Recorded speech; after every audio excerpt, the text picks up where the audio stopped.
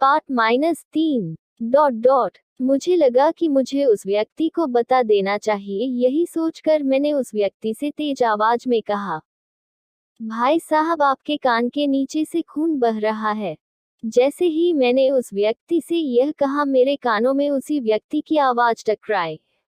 हाँ, मुझे पता है कि मेरे कान के नीचे खून बह रहा है क्योंकि मेरे सिर में गोली लगी हुई है। कुछ लोगों से मेरा झगड़ा हो गया था और उसी बात पर मुझ पर एक मुकदमा भी चल रहा था। एक दिन उन्होंने मुझे गोली मार दी, वह अब तक मेरे सिर में घुसी हुई है।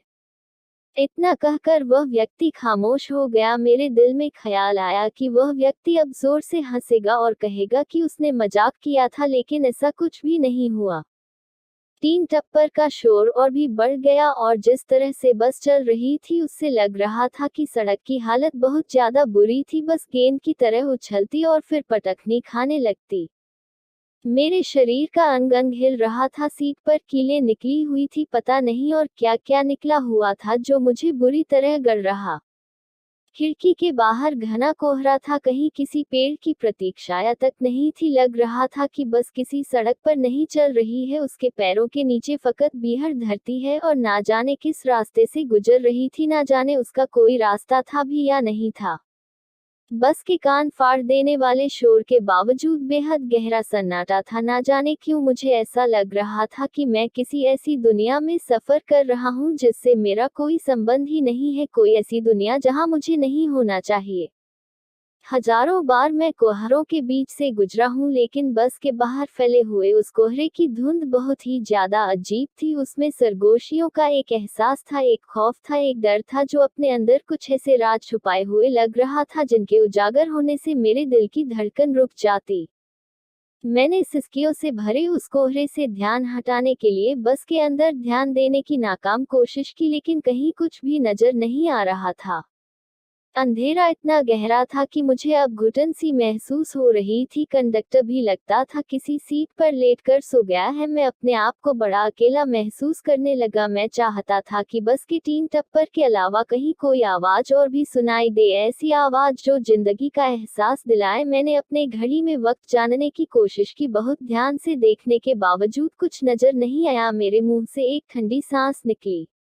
लग रहा था जैसे मेरा यह अनजान सफर घंटों से जारी हो। वक्त का अंदाजा लगाना अब नामुमकिन सा लगने लगा था। अचानक एक चीज ने मुझे चौंका दिया। टॉर्च की रोशनी चमकी, उसकी रोशनी के दायरे में एक इंसान के शरीर का ऊपरी हिस्सा था। मैंने देखा उसकी बाह कोहनी के ऊपर से कटी हुई थी और उसका आधा सिर गायब था। उसके जख्म के सुर्ख लोथड़ों पर खून जमा हुआ था। चीखने वाला शायद वही आदमी था। तभी मुझे कंडक्टर की आवाज सुनाई दी। उसने चीखने वाले को गाली दी थी। टॉर्च बुझ गई और सन्नाटे पर बस के जंग लगे लोहे के शोर का साम्राज्य फिर से दोबारा कायम हो गया। चीख रुक चुकी थी, मगर उसकी प्रतिध्वनि भीतर की अंधेरी घाटियों में गूंजती रही। मेरा जी चाहा कि मैं बस रुकवा कर नीचे उतर जाऊं। अब मुझे एक डर का एहसास होने लगा था। अजीब तो मुझे पहले भी महसूस हो रहा था, मगर अब मुझे बहुत ज्यादा अजीब महसूस होने लगा। एक अनजाना सा खौफ मेरे ऊपर तारी होने लगा था। मेरे दिल में बार बार यही एहसास हो रहा था कि यह कौन सा वाहन है, यह जो भी वाहन है, अजीब वाहन, अजीब यात्री और एक कंडक्टर जो अपने आप को तानाशाह समझ रहा था। मैं उसे आवाज देने ही वाला था कि फिर एक ख्याल आया। ना जाने मैं सुरक्षित कहाँ था, बस के अंदर या बाहर। कोहरे से भरे वीराने में ना जाने उस कोहरे की परतों में कहाँ कौन सी मुसीबत लकड़बग्घे की तरह छुपी बैठी हो।